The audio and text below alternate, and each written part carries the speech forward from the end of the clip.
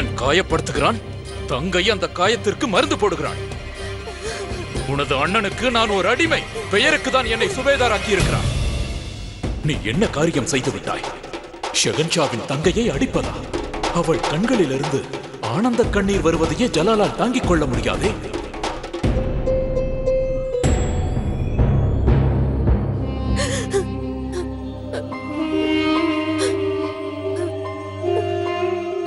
தயவு செய்து என்னை மன்னித்துவிடு பக்ஷிபானோ.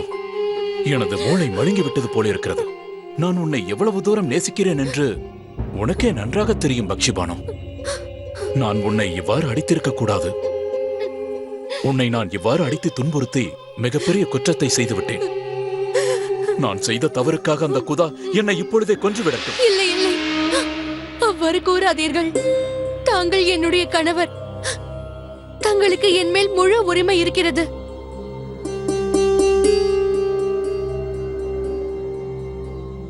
இந்த அன்பளிப்பிற்கு நான் தகுதி இல்லாதவன். ஏன் அவ்வாறு கூறுகிறீர்கள்? தாங்கள் தானே என்னுடைய தெய்வம்.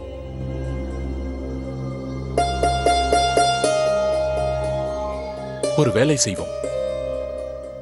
உனது முகத்தில் ரோஜா பூவின் சாறை கொண்டு இந்த அச்சை மறைத்துவிடு. தாங்கள் கவலை கொள்ளாதீர்கள். இது ஒரு கணவனுக்கும் மனைவிக்கும் இடையில் நடக்கும் விஷயம். என்னுடைய இந்த முகம் நடந்த பிரச்சனைக்கு சாட்சியாக என்றும் உங்களை சங்கடத்தில் ஆழ்த்தாது.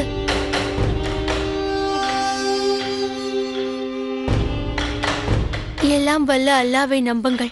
அண்ணனிடமிருந்து சீக்கிரம் தங்களுக்கு பாராட்டுகள் கிடைக்கும்.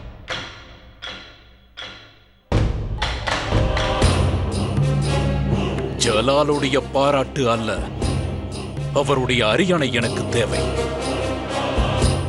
ஆக்ராவை எனக்கு சொந்தமாக்கிக் கொள்வதற்காகத்தான் ஒரு விதவையை நான் திருமணம் செய்து கொண்டேன். என்னை பொறுத்தவரையில் நீ ஒரு படிக்கல் தான் பக்ஷிபானு. உன் மீது காலை வைத்து நான் இந்த ஆக்ராவின் சிம்மாசனத்தில் ஏறி அமருவேன்.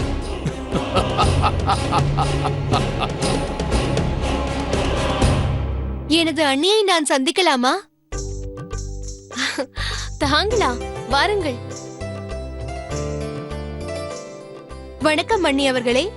வணக்கம், வாருங்கள். தாங்கள் ஏன் சிரமப்படுகிறீர்கள்? கோரியிருந்தால் நானே வந்திருப்பேன் அல்லவா? ஏன், எனது அண்ணியை சந்திக்க வேலை இருந்தால் தான் வர வேண்டுமா? கண்டிப்பாக இல்லை. அமருங்கள். நான் தங்களுக்காக ஒரு பரிசு கொண்டு வந்திருக்கிறேன்.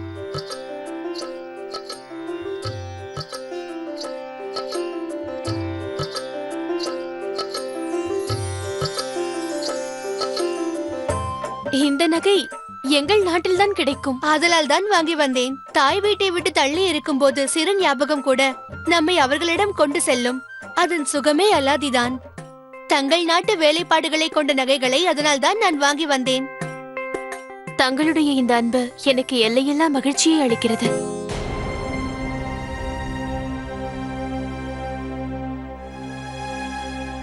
தங்களுக்கு ஒன்றுமில்லையே? நன்றாகத்தானே இருக்கிறேன். தாங்களும் மகிழ்ச்சியாகத்தானே இருக்கிறீர்கள்? எனக்கு புரிகிறது. அண்ணனை புரிந்து கொள்வது எளிதான விஷயம் அல்ல. சிறிது காலம் ஆகும். சரியாக கூறினீர்கள். காலம் அனைத்தையும் சரி செய்துவிடும். ஆழமான காயத்தை கூட அது ஆற்றிவிடும். தவறாக நினைக்காதீர்கள். உங்களுடைய முக்காட்டை நான் சரி செய்கிறேன். மிகவும் அழகாக இருக்கிறீர்கள். ஒரு நிமிடம் இருங்கள். இப்பொழுது வந்து விடுகிறேன்.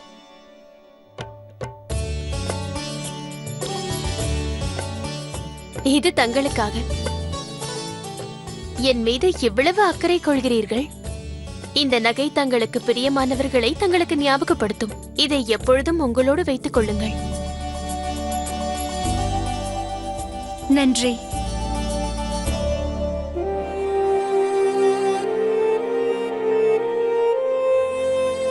கூறுங்கள் ஜலால், பதில் கூறுங்கள். மீண்டும் ஒரு முறை கூறுகின்றேன். இதனுடைய மதிப்பு தெரிய வேண்டுமென்றால் நம் முகத்தை பார்த்தால் தெரிந்து கொள்ளலாம். அது என்னவென்று கூறுங்கள். கண்ணாடி. மிகவும் அருமை. சரி, நானும் உன்னிடம் ஒன்று கேட்கிறேன். கேளுங்கள். ஊர் சுற்ற வருவான், ஆனால் வீட்டினுள் வரமாட்டான். அவன் யார் என்று தங்களுக்கு தெரியுமா, தெரியாதா? அது யாராக இருக்க முடியும்? வணக்கம் தந்தையாரே. அட ரஹீம், நீயா? நான் இன்று முழுவதும் இங்கேதான் இருக்கப் போகிறேன். நான் இன்று முழுவதும் ரஹீமுடன் கழிக்கப் போகிறேன். வா ரஹீம், வந்து ஷெஹன்ஷா அருகில் அமரு. தாங்கள் என்ன விளையாட்டு விளையாட ஆசைப்படுகிறீர்கள்? என் தந்தை என்னுடன் விளையாடிய விளையாட்டை இன்று நான் தங்களுடன் விளையாட ஆசைப்படுகிறேன். மன்னித்து விடுங்கள் ஷெஹன்ஷா, தங்களை தொந்தரவு செய்துவிட்டான். நான் இவனை அழைத்து செல்கிறேன். இல்லை சலீமா பேகம், ரஹீம் என்னுடனே இருக்கட்டும். சரி கூறுங்கள் ரஹீம், தாங்கள் கான்பாபாவுடன் எந்த விளையாட்டு விளையாடினீர்கள்? தாங்கள் குதிரையாக மாற வேண்டும். பிறகு நான் தங்கள் மீது அமர்ந்து சவாரி செய்வேன். ஆடா, இந்த ஹிந்துஸ்தானை என் கையில் இருக்கிறது. ஆனால் தாங்கள் என்னை குதிரையாக மாற சொல்கிறீர்கள். வாக்களித்தால் காப்பாற்றித்தானே ஆக வேண்டும். ருக்கையா பேகம், ரஹீமை எனது முதுகில் அமர வையுங்கள். ஆகட்டும். வா என் ரஹீம் செல்லமே, இப்பொழுது குதிரை சவாரி செய்யலாமா? ஓடு என் குதிரையே, டிக் டிக் டிக் டிக் டிக் டிக். ஓடு என் குதிரையே, டிக் டிக் டிக்.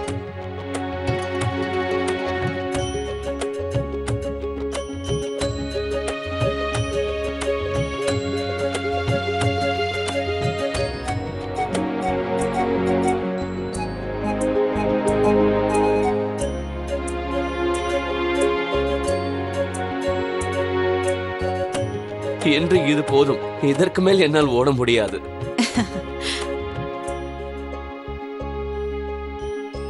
அடுத்த முறை தங்கள் வேகமாக ஓட வேண்டும். நான் மீண்டும் சவாரி செய்ய வருவேன். மன்னித்து விடுங்கள் ஷெஹன்ஷா, சிறு பிள்ளை தெரியாமல் பேசிவிட்டான். இல்லை சலீமா பேகம், கான்பாபா பட்ட துன்பங்களுக்கு முன்பு இது பெரிய விஷயம் அல்ல. நான் இப்பொழுது ரஹீமின் மழலைத்தனத்தை தான் ரசிக்கிறேன். கான்பாபா எனக்காக செய்த அனைத்தையும் நான் அவருக்கு திருப்பிக் கொடுக்க ஆசைப்படுகிறேன். கான்பாபா எனக்கு நிழலை போன்றவர். இப்பொழுது நான் ரஹீமுக்கு நிழலாக இருக்க ஆசைப்படுகிறேன். அது மட்டுமல்ல, அது எனது கடமை. நன்றி ஷெஹன்ஷா. இப்பொழுது எனக்கு விடை கொடுங்கள். வா ரஹீம்.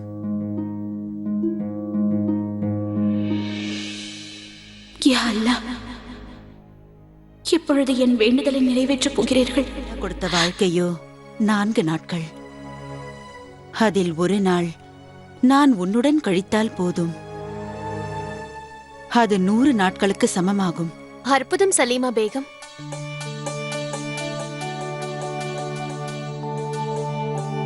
தாங்கள் மிகவும் அழகாக கவிதை எழுதுகிறீர்கள். இது கவிதை அல்ல, இது ஷேர். கவிதையோ ஷேரோ வாழ்க்கையை 2 விதமாக பார்ப்பதற்கு கற்றுக் கொடுக்கிறது. ஆமாம் ஜோதா பேகம், எவ்வளவு காலம் வாழ்க்கையை வாழ்ந்தோம் என்பது முக்கியமல்ல, நாம் நம்முடைய வாழ்க்கையை எவ்வாறு வாழ்ந்தோம் என்பதுதான் முக்கியம். சில சமயம் ரஹீமுடைய தந்தை எனது நினைவுக்கு வருவார். எனது கணவர் பைரம் கானின் கவிதை இது. அவர்தான் இதை கூறுவார். அந்த அல்லாஹ் இட்ட வாழ்க்கையோ வெறும் 4 நாட்கள் மட்டும்தான். அதில் ஒரு நாள் நான் உன்னுடன் வாழ்ந்தால் அது 100 நாட்களுக்கு சமமாகும். தாங்கள் பொய் உரைக்கிறீர்கள். கண்டிப்பாக இல்லை பேகம். தாங்கள் என்னுடன் இருக்கும் போதெல்லாம் அந்த அல்லாஹ் மீது ஆணையாக கூறுகிறேன், உலகத்தில் உள்ள அனைத்து கஷ்டங்களும் ஓடி விடுகின்றன. போதும். அந்த 4 நாட்களின் ஞாபகங்களை தான் அவர் என்னுடன் விட்டுச் சென்றிருக்கிறார்.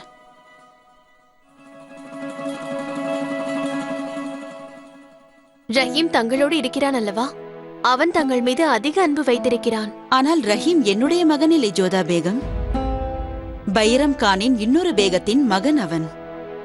நான் ரஹீமுடைய 2வது தாய். ரஹீம் மிகவும் அன்பான குழந்தை. அதிர்ஷ்டசாலியும் கூட. அதனால்தான் கான் பாபா போன்ற தந்தையும் ஷெஹன்ஷா போன்ற பாதுகாவலரும் உள்ளனர். கான் பாபா ஜலாலை எவ்வளவு நேசித்தாரோ அதே போல்தான் ரஹீமையும் ஜலால் நேசிக்கிறார். உங்களுக்கு தெரியுமா, இன்று ஷெஹன்ஷா ரஹீமை முதுகில் ஏற்றி குதிரை சவாரி விளையாட்டு விளையாடினார். இவரையும் உடனடியாக சிறைச்சாலையில் அடையுங்கள். என் ஆணை என்னவென்றால், இவள் இனி வாழ்நாள் முழுவதும் நமது சிறைச்சாலையில் அடிமையாக வேலை புரிய வேண்டும். இது என்னை எதிர்ப்பவர்களுக்கு ஒரு பாடமாக இருக்க வேண்டும். என்னால் நம்ப முடியவில்லை. ஷெஹன்ஷாவின் மனதில் இரக்கம் கூட இருக்கின்றதா? எனக்கு ஞாபகம் உள்ளது, ஒரு நாள் அந்த சிறு குழந்தையை, அவனை அவன் பெற்றோர்களிடமிருந்து வலுக்கட்டாயமாக பிரித்து சிறைச்சாலையில் அடைத்தார். அப்படிப்பட்ட ஒருவர் தந்தையின் பாசத்தை காட்டுகிறாரா? தாங்கள் தவறாக எண்ணுகிறீர்கள் ஜோதா பேகம். நீங்கள் கூறும் அந்த சிறுவனின் விவகாரத்தில் அவனுடைய பெற்றோரை அவர் அப்பொழுதே விடுவித்து விட்டார். ஒரு ஷெஹன்ஷாவாக இருப்பதினால் சில சமயம் கடினமான முடிவுகளை எடுக்க வேண்டிய கடமை இருப்பதை ஒப்புக்கொள்கிறேன். ஆனால் ஒரு ஷெஹன்ஷாவின் மனதிற்குள்ளும் அன்பிற்கும் பாசத்திற்கும் இடம் இருக்கிறது. அதை நானே என் கண்களால் பார்த்திருக்கிறேன். ரஹீமின் விஷயத்தில் ஷெஹன்ஷா மட்டுமல்ல, ருக்கையா பேகமும் ரஹீமிடம் மிகுந்த பாசத்தை காட்டுவார். இன்று நான் முதல் முறையாக பார்த்தேன். ருக்கையா பேகத்தின் கண்கள் கலங்கி இருந்தன. கண்கள் கலங்கியதா? ருக்கையா பேகம் கண் கலங்கினார். ஆமாம். இதில் ஆச்சரியம் என்ன? அவரும் நம்மை போல் ஒரு பெண் தானே. ஒரு பெண்ணுக்கு தாய் உள்ளம் இயல்பாகவே இருக்கும் அல்லவா? ருக்கையாவுக்கு 8 அல்லது 9 வயதில் ஜலாலுடன் திருமணம் நடந்தது. தங்களுக்கு இந்த நிக்காவில் சம்மதமா? எனக்கு சம்மதம். தங்களுக்கு இந்த நிக்காவில் சம்மதமா? சம்மதம். குழந்தை பருவத்தை இருவரும் சேர்ந்தே கடந்தார்கள். ஷெஹன்ஷாவும் ருக்கையாவும் சிறந்த நண்பர்களாகவும் இருந்தார்கள். ருக்கையாவுக்கு ஷெஹன்ஷா மீது சிறுவயதிலிருந்தே உரிமை கொண்டாடும் பழக்கம் வந்துவிட்டது. ஜலாலும் ருக்கையா கூறும் அனைத்தையும் ஒப்புக்கொள்ள பழகிவிட்டார். வருத்தப்பட வேண்டிய விஷயம் என்னவென்றால், ருக்கையாவால் ஜலாலுக்கு இன்று வரை விலையுயர்ந்த பரிசை கொடுக்க முடியாமல் போய்விட்டது. அதுதான் முகலாய ராஜ்யத்திற்கு ஒரு வாரிசு.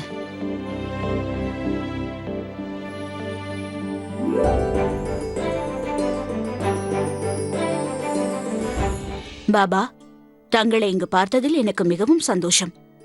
அனைவருக்கும் எச்சரிக்கை! ஹிந்துஸ்தானின் மகாராணி பாட்ஷா ஜலாலுதீன் முகமது அவர்களின் பேகம் ஜோதா அவர்கள் வந்து கொண்டிருக்கிறார்.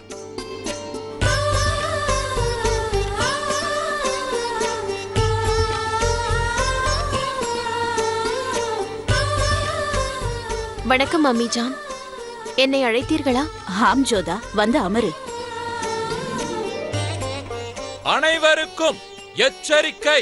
அரசர்களின் அரசர், முகலாய சாம்ராஜ்யத்தின் முடிசூடா மா மன்னர், வீரர்களுக்கெல்லாம் வீரர் பாட்ஷா ஜலாலுதீன் முகமது வந்து கொண்டிருக்கிறார்.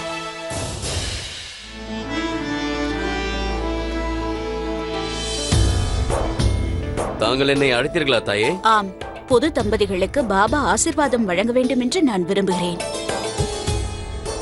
பாபா, வாருங்கள், அமருங்கள். தாங்களும் அமருங்கள்.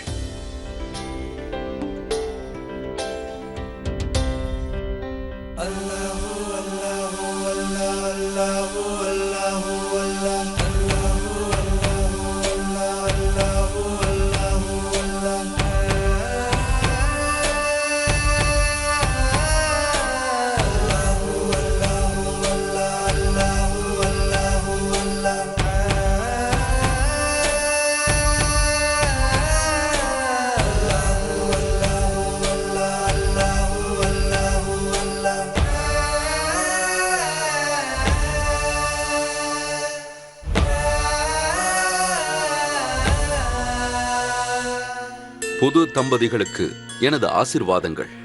அமிதா பேகம், எழுதி வைத்துக் கொள்ளுங்கள். ஜோதா அக்பரின் ஜோடி சரித்திரத்தில் முகலாயர்களுக்கு நிச்சயம் பெருமையை தேடித்தரும். அதோடு கூடிய விரைவில் முகலாய சாம்ராஜ்யத்திற்கு வாரிசு கிடைக்கும். தங்களுடைய வாக்குப்படியே நடக்கட்டும்.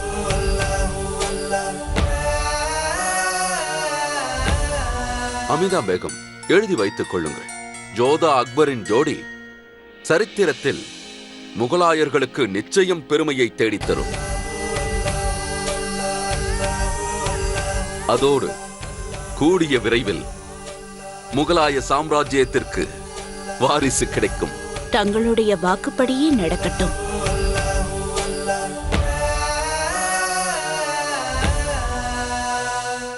பாபா, இத்தகைய சுப செய்தியை கூறி என் மனதை மகிழ்ச்சியில் ஆழ்த்திவிட்டீர்கள்.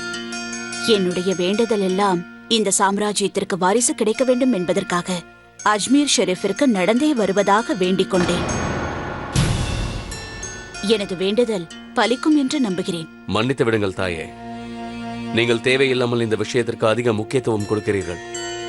இந்த வயதில் இவ்வளவு பெரிய வேண்டுதல் அவசியமில்லை. ஷெஹன்ஷா சரியாக கூறினார் அத்தை அவர்களே.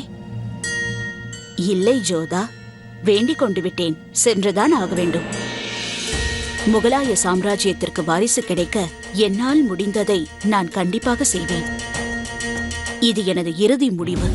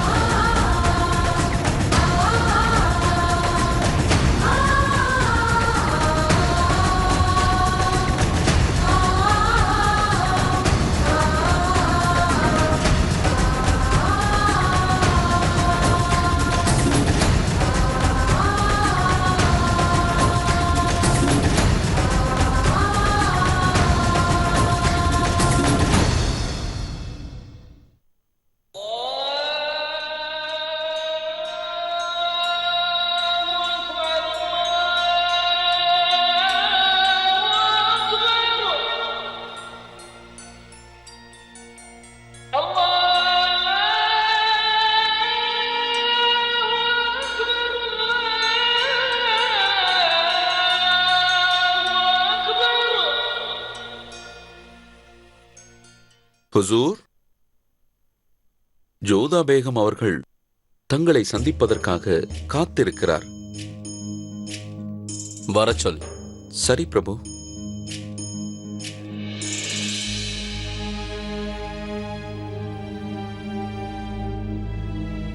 கூறுங்கள். இந்த நேரத்தில் தங்களை தொந்தரவு செய்ததற்கு என்னை மன்னித்து விடுங்கள். என்னால் பொறுக்க முடியவில்லை. அத்தை அவர்களின் வேண்டுதலை நினைத்து என்னுடைய மனம் மிகவும் சங்கடமடைந்துள்ளது. ஆக்ராவிலிருந்து அஜ்மீர் எவ்வளவு தூரம்? எனக்கும் அது நன்றாகவே தான் புரிகிறது. தங்களுக்கு இது புரிந்திருந்தால் நான் எதற்கு தங்களை தேடி வருவேன் என்று யோசித்து பாருங்கள். அத்தை அவர்கள் எனக்காக இப்படி கஷ்டப்படுவதில் எனக்கு விருப்பமில்லை. நானும் அவர்களை செல்ல வேண்டாம் என்று தானே கூறினேன். வேண்டாம் என்று தாங்கள் கூறிய வார்த்தை அவரை தடுக்காது என்று தோன்றுகிறது. ஏன் அவர்களுக்கு புரியும்படி தாங்கள் விளக்கவில்லை என்றுதான் நான் கேட்கின்றேன். நான் என் தாயாரிடம் எப்படி பேச வேண்டும் என்பதை தங்களிடம் இருந்து தான் கற்றுக்கொள்ள வேண்டும் என்கிறீர்களா? ஒவ்வொரு கேள்விக்கும் பதில் இன்னொரு கேள்வியாக இருக்க முடியாது ஷெஹன்ஷா. ஒரு முறையாவது பதிலை கூற வேண்டும். கூறுங்கள், அத்தை அவ்வாறு போகாமல் இருப்பதற்கு தாங்கள் என்ன செய்ய போகிறீர்கள்?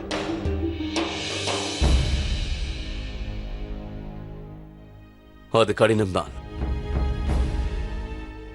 இருந்தாலும் நான் முயற்சி செய்கிறேன். எனது தாயார் அவர்கள் ஹஜ்க்கு மேற்கொள்ள இருக்கும் பயணத்தை தடுத்து நிறுத்த என்னிடம் ஒரு வழி இருக்கிறது. ஆனால் அவ்வாறு செய்ய வேண்டும் என்றால் தாங்கள் எனக்கு உதவ வேண்டும்.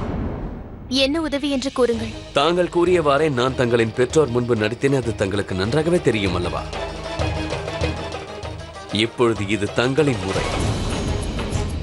எனது தாயாரின் நலனிற்காக தாங்கள் இந்த நாடகத்தில் நடித்தாக வேண்டும். அது என்ன நாடகம்? நான் கூறியதற்கு மறுப்பு தெரிவிக்க மாட்டேன் என்று எனக்கு வாக்களியுங்கள். எனது தாயார் மீது தங்களுக்கு இவ்வளவு அன்பும் அக்கறையும் இருக்கிறதென்றால் இதை தாங்கள் ஏற்றுக்கொண்டே ஆக வேண்டும். இந்த நாடகத்தில் தாங்கள் நடிப்பதற்கு ஒப்புக்கொள்வீர்கள் என்று எனக்கு சத்தியம் அளியுங்கள்.